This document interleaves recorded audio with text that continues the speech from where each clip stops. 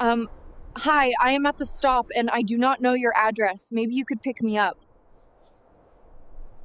I was finishing a mileage report at the kitchen table when it happened. It was a quiet Sunday, the slow Denver winter light already gone from the windows. The dishwasher hummed. The Broncos game was muted on the TV in the living room because I can't think with announcers shouting. My name is Daniel Mercer. I'm 40, and I work as a logistics consultant. My job is predictable. My evenings usually are too. That night felt normal until it wasn't. She moved around the kitchen like a guest, wine glass in hand, phone face down on the counter. There was a kind of careful distance in the way she reached for things that used to be ours. No conversation about the week ahead, no question about my client in Dallas. Just the soft clink of ice against glass and the quiet tap of a fingernail on the countertop. I was checking one last receipt when she looked over and let it out, the sentence she'd been polishing somewhere I couldn't see. I just want to live for myself. I set the pen down and looked up. I let the words land. Do it, but not while I'm paying the bills. That's all. I went back to the report. She didn't move for a few seconds. I could feel her stare the way you feel a draft around a window that isn't sealed right. Then the fridge door opened and shut. The dishwasher beeped, and we both let the house make the noises we didn't. She expected a fight. I didn't give her one. That was the first surprise. For months, something had been off in small, durable ways. Our shared calendar quietly became hers. The passcode on her phone rotated to a pattern I wasn't invited to learn. Girls' nights multiplied, then migrated to networking events, which meant heels in a rideshare because parking is a nightmare down there. There were more selfies, less eye contact. I paid attention the way I do at work when a warehouse number is almost right, but not quite. She used to narrate her day without prompting. Now I'd get a headline and a shrug. She used to take my hand when we passed each other in the hall. Now she'd reach past me for a light switch like I was part of the wall. It's a funny moment when you realize neglect has a weight. You don't hear it. You carry it. After my answer, she stood there a beat too long, then took her wine and moved to the living room. I stayed at the table. 10 more lines on the mileage form, a quick scan for duplicates, the small constellations of math. When I closed the laptop, she was sitting on the edge of the couch, not watching me. The distance between us was about 10 feet in 3 years. I'm going to bed, she said, not looking at me, which made it less a statement and more a proof. I didn't say anything back.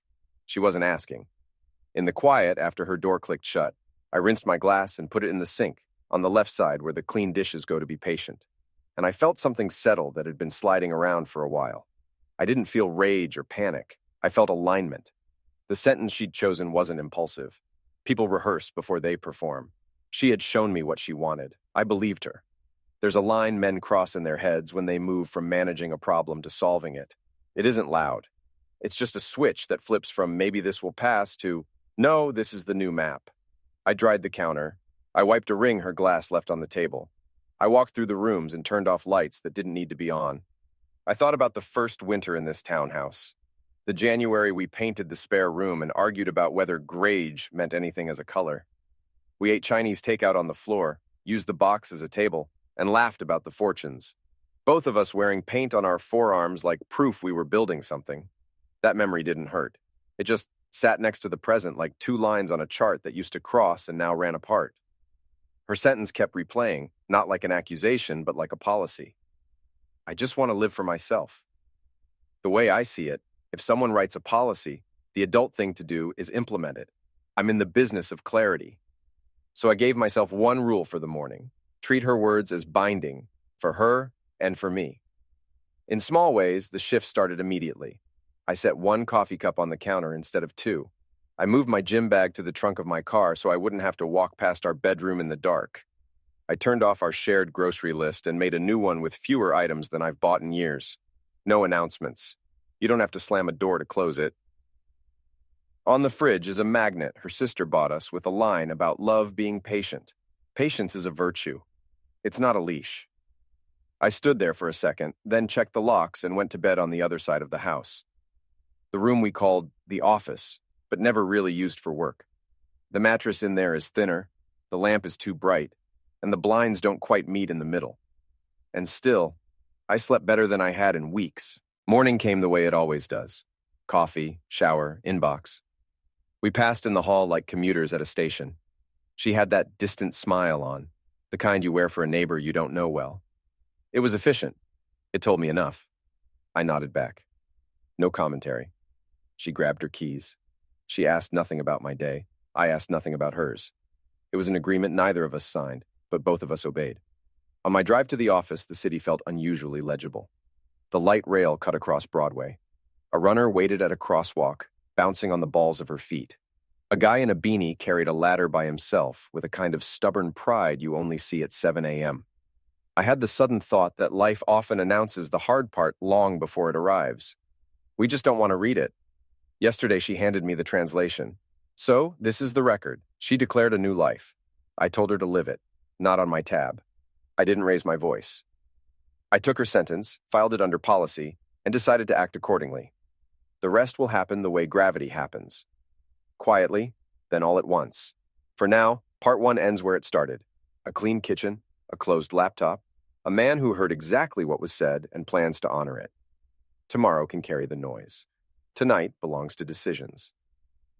Monday started as a dress rehearsal for strangers. She moved through the kitchen without touching anything of mine, like the salt and the knife block belonged to some prior tenant. Coffee for one. A bowl in the sink with oatmeal cementing to the sides. I took my mug to the garage and finished it standing by the workbench, letting the cool air clear my head. She said she wanted to live for herself. I decided to give her the freedom of that sentence. No corrections, just space wide enough to hear her own echo. At the office, I ran logistics for a client who confuses urgent with noisy. Good. Noise is useful when you're moving quietly. Over lunch, I opened a new account at a bank 2 blocks from my building. The banker wore a tie with sailboats and asked whether I wanted to transfer in full or stage it. Stage it, I said. Men like me stage things. It's safer. I shifted a clean portion of my savings first, updated my direct deposit to land there on Friday, and scheduled the rest to move at week's end. The banker slid paperwork across the desk, all bright white and clean lines, and I signed my name to a fresh start in black ink that didn't smudge. That night, we crossed paths at the top of the stairs. She had on the voice she uses for rideshare drivers, polite and empty. Late night? She asked without looking at me. Productive, I said, which was true. I left it at that. She scrolled her phone and smiled at something that lived in there instead of in our hall. Tuesday, I called the credit card company from the parking lot before a site visit. The representative asked security questions I could answer in my sleep, then pulled up the account. How can we help today, Mr. Mercer?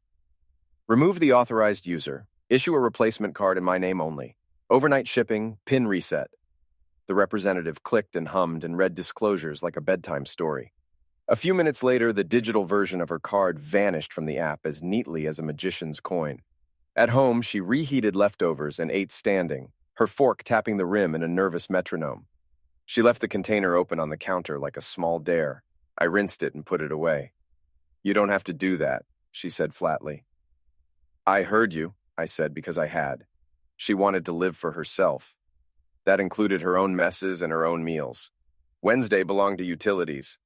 Over an early sandwich, I logged into the power, gas, and internet portals and pulled everything off our joint email. Autopay stayed on. My card, my account, my calendar, because I don't believe in chaos for sport. I set new passwords and recovery questions only I would know.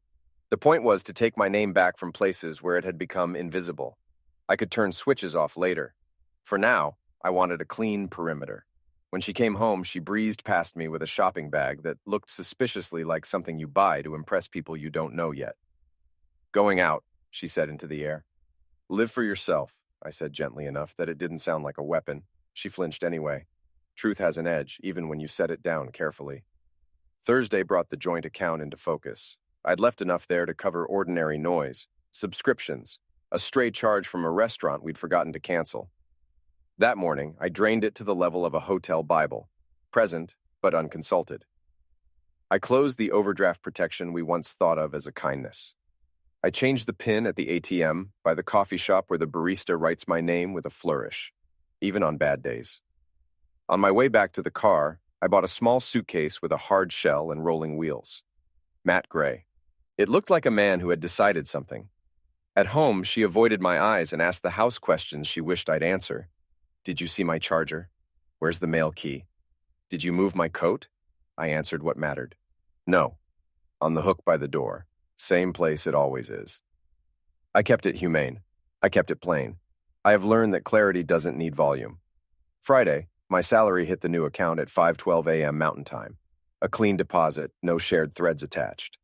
I registered a mailbox at a shipping store near the airport and set a forwarding order for anything that carried my name and a deadline. I called my client in Dallas and asked to move our Monday check-in to Zoom because of travel. He said, "Of course."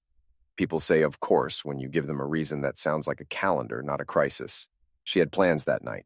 Heels, the perfume I know by heart, the glitter lip that means professional photos or a room with low lights. At the door, she paused like she might ask something real, then didn't. "Don't wait up," she said, trying on indifference like a jacket. "Wouldn't fit me anyway," I said, and watched her leave. I don't chase cabs. I don't chase people who told me their destination. Saturday, the house was quiet long enough to hear fabric shift and the neighbor's dog's intermittent emergencies. I made a list. It was short. Move the rest of the savings. Photograph the titles and documents that matter. Pull the emergency cash from the safe in the office that stopped being an office. Book a one-way seat out of Denver. I didn't overcomplicate it with symbolism. A flight is a flight. I searched for cities where I'm no one. Checked for a morning departure that would make room for second thoughts and then deny them. I picked a window seat and declined to add a rental car. I'll walk before I borrow. In the afternoon, she returned with shopping bags rigid enough to stand on their own. She went straight to the bedroom and shut the door. Music hummed through the wall like a secret she had with a speaker. I did laundry, mine, and folded it into squares that looked like decisions. When she emerged, she scanned the living room like she was listing assets. "We need to talk," she said, but her voice wasn't connected to her eyes. "We already did," I said, and left it there. She rolled her eyes hard enough to see the ceiling. That, too, is a kind of agreement. Sunday dawned thin and clear. I woke before the sun and packed the matte gray suitcase with the indifference of somebody who has practiced leaving 1,000 different ways. 2 shirts, 1 sport coat, a pair of jeans that forgive mistakes, the boots that can handle airports and alleyways, laptop, charger, passport. I watered the plant in the kitchen because it did nothing wrong. I wiped the counters because I liked the way they looked when decisions were clean. She slept late. When she finally drifted into the hall, she caught me at the table checking a confirmation email with a gate number I would not say out loud. "Where are you going?" she asked, and there was a tremor there. Or maybe I wanted there to be one. "To live for myself," I said, calm and true. It was a mirror. She blinked slowly, like adjusting to light. I left the garage remote on the counter and put my key on a square of paper towel so it wouldn't scratch the wood. The small kindnesses matter. They prove this isn't revenge. At the door, I paused long enough to breathe the room one last time. It smelled like citrus cleaner and the ghost of the winter candle she loves when she remembers we share seasons. On the drive to the airport, the city looked honest. A man in a truck hauled a mattress on a rope that would not survive a turn. 2 kids in puffy coats argued about a stick with the intensity of poets. A woman walked a pit bull that looked like it would die for her on command and fall asleep in the sun between commands. The ordinary is a mercy if you let it be. I parked in long term, wheeled the gray case across painted arrows, and took the shuttle in with a handful of people carrying their own private reasons. At security, I removed my belt, my old watch, and the part of me that used to think everything could be negotiated if you were patient enough. At the gate, I didn't check my phone. It would light up soon enough when the world noticed the rearrangement. I had already written the only sentence I planned to send if asked to explain. "You said you wanted to live for yourself. I'm honoring that." 7 days. That's what it took to turn a sentence into policy and policy into motion. No scenes. Just a man who heard what was said and chose to believe it.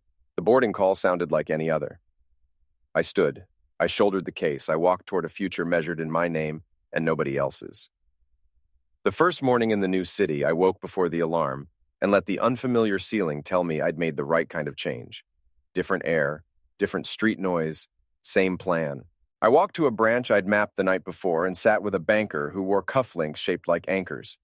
We confirmed Friday's deposit had landed in the new account, set alerts to my private email, and issued a second card in my name only. I asked him to remove all authorized users. There were none now, and to place a note on the profile, "No additions without in-person ID.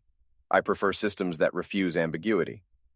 On the sidewalk, I bought a coffee and forwarded my mail to the airport mailbox number I'd opened. Then I called my insurance agent and took her off the auto policy. Single driver, single liability. The premium dropped by a number that made me wonder how many things I'd absorbed without noticing. I updated emergency contacts at work, moved my digital subscriptions under a brand new email, and closed the last shared cloud folder, the one with a polite label, Home Docs, that had become a museum of things I alone maintained. By mid-afternoon, I had a text from her, a photo of a restaurant check with a red declined line like an accusation. What did you do to the card? A month ago, I might have drafted a paragraph about budgets and respect. Today, I sent the only line that mattered. You said you wanted to live for yourself. I'm honoring that. Dots danced. Nothing else came. Silence filled in what pride refused to say. An hour later, a screenshot from the grocery store terminal. Call your bank. No greeting. The terminal listed a number that would go nowhere for her. I typed, "It's not my bank anymore. Use your own." She replied with a paragraph about cruelty, about timing, about how she was in line and humiliated. Humiliation is a mirror. It shows you the bill you thought someone else would pay. That evening, the landlord called me because my name is the one on the lease, and property managers love paper more than people. He said the autopay had bounced and asked whether I'd changed something. I vacated, I said. Through the end of the current cycle, I'll meet the pro-rated amount for the portion I occupied, which is 0. After that, she can apply in her own name. I won't be a guarantor. He coughed into the phone the way men do when money and policy collide with an untidy life. Understood, he said, and promised to email her the application packet. I could have been petty and terminated immediately. I chose clean lines instead. She wants independence. Independence comes with contracts. The next morning, she tried a rideshare and learned that my card no longer lived behind her app. Payment failed, glowed cheerful and merciless on a gray bubble. Seriously, you stranded me? I sent one sentence. Live for yourself means funding yourself. She wrote back, you're unbelievable. Then, where even are you? I left the question where it belonged, unanswered, and turned off location sharing I'd forgotten was still on. Small switches, big weather. Her paycheck hit Friday and bounced back to Cinder because she had directed it to the joint account I'd reduced to a legal fiction. She told me this like a lawyer presenting evidence. Because of you, I won't get paid until they reissue. I need gas money. I didn't argue the mechanics. Open your own account, I wrote. Routing and account numbers are free. So is adulthood. It read harsher than I felt. Tone is hard over text, but clarity needs edges or it turns to soup. She moved from anger to negotiation to nostalgia like a person cycling stations in a storm. We can figure this out if you just stop being dramatic. Drama is noise that hides a lack of a plan. I answered with the plan I had. No more joint anything. You wanted to live for yourself. I'm stepping out of your way. She sent a long string of messages after that, a river that tried to wear down rock. I set the phone face down and did laundry in a building I didn't yet recognize by sound. I spent Saturday morning finishing the quiet tasks that change a life. I pulled my name off 2 utility accounts and confirmed the power and internet now ran solely through my card. If I choose to cut those cords later, I can do it cleanly. I exported a PDF of our household budget, replaced the word our with mine, and laughed once, short and honest. I called my cell carrier and split my line off the family plan we'd started when phones still had home buttons. They asked if I wanted to keep the number. I thought about history and decided history could live in a SIM card without owning me. Around noon, she texted a photo of the apartment mailbox, stuffed with envelopes and a notice taped above it from the property office. Resident listed on lease must appear in person to discuss renewal terms. Her caption, they won't talk to me without you. That's what independence looks like in buildings you don't own. I wrote, make your own arrangement or find another place. I was giving her the dignity of reality. That evening, she tried a different angle, softening her voice in text as if vowels could be gentled. This is all too fast. You blindsided me. After everything we've been through, you could at least help me transition. The word transition did more work than it had a right to do. I answered with the policy she authored. You declared a new life. I implemented it. Then I added one line because precision matters. I'm not punishing you. I'm declining to sponsor you. Sunday morning, a message popped up at 6:07 a.m., the hour when fear speaks plain. My phone bill is due tomorrow. If it gets cut, I can't even call to fix the paycheck. Please. There are emergencies and there are consequences. This was the second dressed as the first. Set up your own autopay, I wrote. Different card, different life. I stared at the send arrow a second longer than I'll admit, and then tapped it because grown men should do the things they say they believe. Late that afternoon, the landlord emailed both of us, a model of cheerful bureaucracy. Reminder: tenant of record must be present by close of business Wednesday to execute renewal or surrender the unit. Guests not listed will be required to vacate within 7 days of non-renewal. That was the letter I knew would come. Paper is patient until it isn't. She forwarded it to me with no comment, then followed a minute later. We need to talk face to face. Book a ticket, I wrote. With your funds. I could feel the insult land through the screen, a tremor in a room I no longer occupied. The rest of the day brought smaller flares. A streaming platform logged her out because the master password changed. She told me that as if it were a crime. I fund what I use, I said. A furniture store called about a mattress she had financed last spring on our shared profile. I gave them her number and removed mine. She texted, "You're cutting me off from everything." "No," I wrote. "I'm cutting myself out of what you told me doesn't include me." When night came, I walked the new neighborhood and let my legs burn off the residue of old habits. She sent one more message as the sky lost its last color. "Where are you sleeping? Are you even safe?" It was the first question about me in weeks. I considered rewarding the effort. Then I thought about policy, about how adults learn from the consequences they meet, not the exceptions they're granted. Safe, I wrote, and exactly where I chose to be. I left it at that. Financial lockout sounds harsh until you recognize what it replaces. The soft prison of a man underwriting a person who asked not to be his partner. I haven't taken anything that was hers. I've removed everything of mine from where it no longer belonged. She wanted to live for herself. I'm the one making sure that sentence is true in the only place truth counts. On ledgers, on leases, at registers that print approved or don't. The first week away taught me something simple. Distance is a mirror. You can see your life without the fog of habit. The second week taught me something else. Consequences travel faster than feelings. It started with a photo from our neighbor. My number was still in her phone from the time I fixed a tripped breaker for her. She texted a picture of our door. A bright notice was taped chest high with office font cheerfulness. Tenant of record must appear by close of business Wednesday to renew or surrender. Below it, a line in small print about 7 days to vacate after non-renewal. No commentary, just the image. I thanked her and told her not to get involved.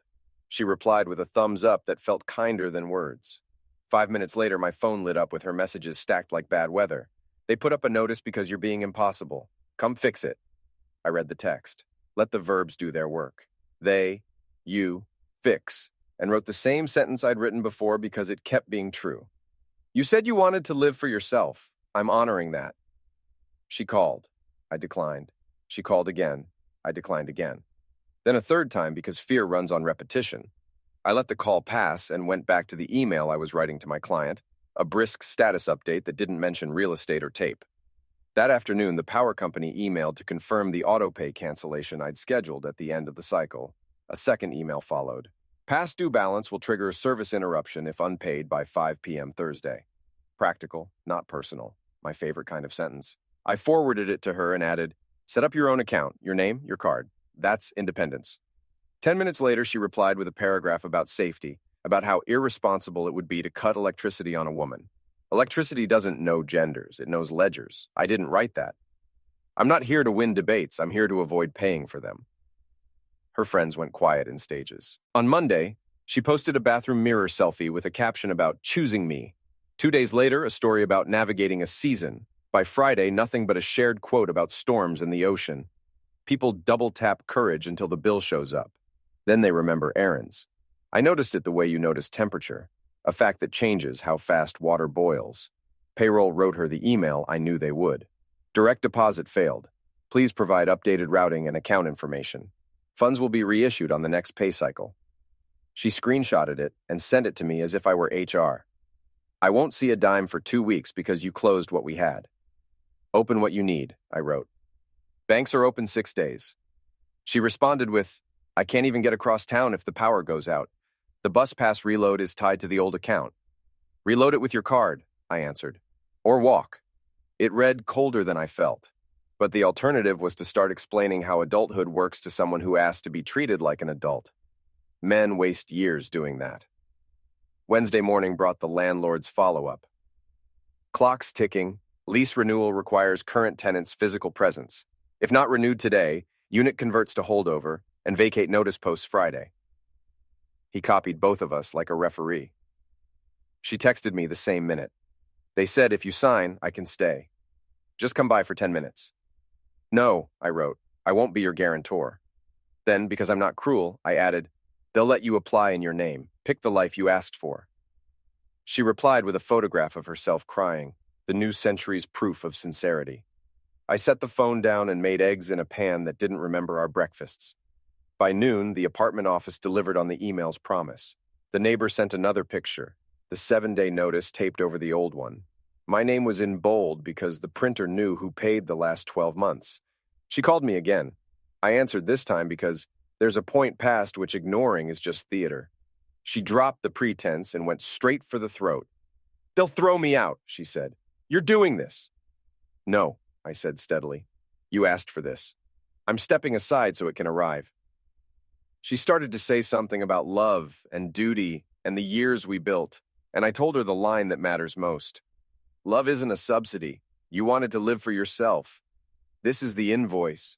Silence. Then the smallest voice, the one from the hour before dawn. I don't have money for a ticket. I can't even get to you to talk.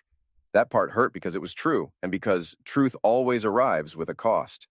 You don't need to get to me, I said. You need to get to a bank, a leasing office, and a job you fund with your own account. She hung up. I let the dial tone be the moral. The utilities struck next. A pink slip on the mailbox warned of internet service interruption for non-payment. She texted the notice with 3 exclamation points, as if punctuation could keep a modem alive. Set up your own service, I wrote. They'll be happy to install if you pay them. She sent back, can't you just cover this month while I figure it out? No. I don't write essays where a word will do. Her mother called me the next day from a number I didn't recognize. She started kind, the way older women speak to men they once imagined as sons. Then she turned sharp, the way mothers do when their children cry in kitchens. Help her, she said. Just this once. I did, I said. I got out of the way. She started to tell me what a decent man would do. I said, a decent man believes a person when she announces who she is and reorganizes accordingly. We said our polite goodbyes and hung up like adults who understood we were no longer on the same side of the script. By Friday, the apartment looked like a city under a curfew. Lights off in the daytime to save what she could. Phone brightness turned down. A candle I recognized from last winter was lit on the coffee table like a prop. She sent me a photo of the hallway in the dark. The caption tried to be brave. Romantic, right? I didn't answer because jokes are a kind of denial, and I won't sponsor that either. The practical cornered her where theory couldn't. The property office told her they wouldn't accept a partial payment from a person not on the lease. The leasing website showed new rates higher than the ones we'd locked in a year ago. The bus app wouldn't reload without a card. Her direct deposit would arrive next cycle if she filed new numbers before noon. The security deposit, 2 months' rent we'd fronted at the beginning, would be returned to the tenant of record after move-out inspection. She texted about that one with a shaking hands emoji. If you sign the release, I can use the deposit to get a new place now. I'll sign whatever the office sends me after you vacate, I wrote. They'll mail the check per policy. I want advanced cash, in other words, adulthood again. She tried selling a few things online, the bar cart, a set of lamps we bought when we were pretending to be a couple who had opinions about filament bulbs. Lowball offers rolled in. She accepted one out of panic and then cried about the number. The marketplace moves at the speed of need. Buyers can smell it. She told me she hated our city. She told me she hated me. Then she told me she missed me. All 3 statements can be true for a person who hasn't decided who she is without a sponsor. The last night of that week, she sent a message without decoration. I need to see you, please. The word please sat there like a folded note. I looked at it longer than I meant to. Then I answered with the honesty she keeps calling cruelty. Buy a ticket with your card. Living for yourself starts at checkout. The dots appeared, then vanished, then appeared. Nothing came. I put the phone on the dresser and stood by the window of the new place until the glass stopped showing my face and began showing the city instead. Here is the thing no one tells you about boundaries. They don't feel heroic. They feel like standing still while someone you once loved learns how gravity works. You want to run in and catch them. You also remember who pushed you to the edge of the roof and called it freedom. So you watch and you don't gloat and you let paper and clocks do the teaching. By the time I slept, the situation no longer needed commentary. A notice on a door, a shut-off schedule, a paycheck delayed because adulthood arrived late, friends dispersing like smoke, a mother's voice turning from soft to steel, and one ticket she could buy or not buy, the most honest vote a person can cast about the life they asked for. By the end of that week, the apartment was speaking a language she couldn't edit, notices with deadlines, balances with math that didn't care about feelings. My phone stayed face down unless it lit up with work or logistics I'd chosen. When I did look, her messages came in waves. Anger, bargaining, apology, repeat. She wanted a different ending without changing the plot. I kept giving her the only sentence that fit the script she wrote. You said you wanted to live for yourself. I'm honoring that. Monday morning, I met a lawyer who smelled faintly of printer toner and good coffee. I like professionals who speak in bullet points. We went over separation options, the difference between dissolving and dividing, which accounts were mine alone by statute, which items to document with photos, which words not to use in email. He said I was early and organized. I told him logistics is my job, on and off the clock. He nodded, circled 2 dates on a calendar, and sent me away with tasks. None of them included rescuing anyone. That afternoon, she tried a softer angle. I've been thinking, we could reset. New rules, separate accounts, but together. We don't have to throw everything away. The sentences sounded like a lease renewal with a scented candle. I read them twice, once for history and once for accuracy. Then I answered in 12 words. No, you asked for independence. I'm confirming it in writing and life. Dots appeared, disappeared. When people run out of spin, they stall. The property office did not stall. The 7-day clock turned into 5, then 4. She sent a photo of boxes and a caption about downsizing. It would have been funny if it weren't expensive. She asked again about the security deposit, how quickly it could be released if we both went in together. I told her the truth. After you vacate, the office inspects and mails per policy. There's no shortcut. She wrote back, you could hand me the money now and we'd be done. That's a loan, I typed. We're finished with those. On Wednesday, she stopped pretending. I can't do this by myself. I don't have a way to you. I don't have a way to fix this fast without you. The message stated a fact. I sat with it a minute longer than pride recommends, and then gave her the only help I give now. Instructions. Open your account today. Hand carry the form to payroll. Apply for a unit in your name. If you need to travel, buy the ticket with your card. No, you got this. Adults don't need cheerleaders as much as they need decisions. 2 days later, she arrived in my city anyway, not by plane. She sold the bar cart and 2 lamps and bought a bus ticket that turned 10 hours into 15 and dignity into something she had to fold and carry. I knew because she texted from the station with a photo of a plastic seat and a bag of pretzels. I'm here. I don't know your address. Meet me. I thought about ignoring it on principle. Then I thought about the fact that I am not a cruel man. I am a consistent one. I chose a public lobby near my building and sent the cross streets. She walked in smaller than I remembered, or maybe just less inflated by the oxygen of easy money. The kind of coat you wear when you've been standing outside making choices. We sat on opposite ends of a low table designed to make strangers be polite. She started the way people start when they've rehearsed in a mirror. I was wrong about some things, she said. Not about wanting space. About thinking space meant I could keep all the comforts while you floated around me like a wallet with a heartbeat. I nodded once to show the air was safe for honesty.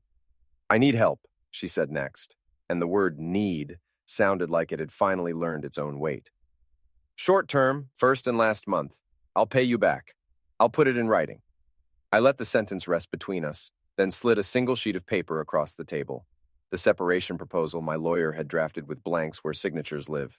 This is the help I offer, I said. Clean lines. You keep what's yours. I keep what's mine.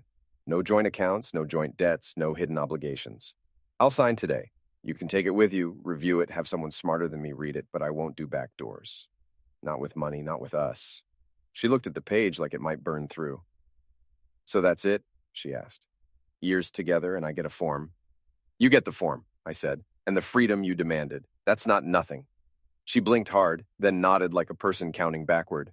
I thought you'd rage, she said, or beg or something.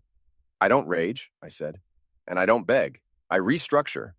She almost laughed, which told me there was still a person in there who liked the way I put nouns where action goes. We covered practicalities, the deposit, the utilities, the mail, the timing of keys, and the date the property office would stop calling me. I repeated what I'd already written 3 times. I would sign whatever the office required after she vacated. Their process, not ours. She asked if I would at least walk her through the application for a new place. I told her the leasing agents exist for that. She asked about the couch. I told her to keep it. It had her naps in it, not mine. When she ran out of logistics, she tried the past. It's the move everyone makes in a final meeting. Take the sharp present and wrap it in what used to be soft. She talked about the winter we painted and the takeout boxes and the fortune cookie that said, "Your patience will be rewarded." I said, I'd been patient and I'd been rewarded with clarity. She said she never thought I'd become this cold. I told her, cold is a temperature. What I am is clear. There's a difference. Will you ever come back? She asked at last, the question that puts a bow on every scene like this. I won't come back to funding you, I said. I won't come back to a version of us where my role is paying and forgiving while you audition independence on my card. If you mean the marriage, the answer is also no. I'm finished. She took that one like a person swallowing a pill without water. We stood. She reached for a hug and then didn't. I shook her hand because I am still a man who believes in contracts. She took the proposal and the address of a notary and the card of my lawyer in case she wanted her own. At the door, she turned back with one more line. I thought freedom was leaving you, she said. It was leaving your money. Both can be true, I said. Only one is permanent. I walked home the long way, bought groceries for one, and chose the smaller carton of eggs because I finally shopped for my life, not ours. At the apartment, I unpacked slow because peace is better taken in sips. My phone buzzed once, a single text. I signed, "Thank you for making it clear enough to choose." I typed back 2 words that have carried me through every step of this. Be well. Not a bridge, a boundary with manners. Before bed, I taped my own notice to the inside of my front door where only I would see it. Not office font cheerful, but handwritten, plain. Respect is not negotiable. Underneath, I wrote the line that started all of this and ended it, the one I will live by when anyone tries to spend me without asking. You said you wanted to live for yourself, so did I. Then I turned off the light in a place where every bill with my name on it arrives because I chose it, and I slept the kind of sleep that belongs to men who don't owe and aren't owed.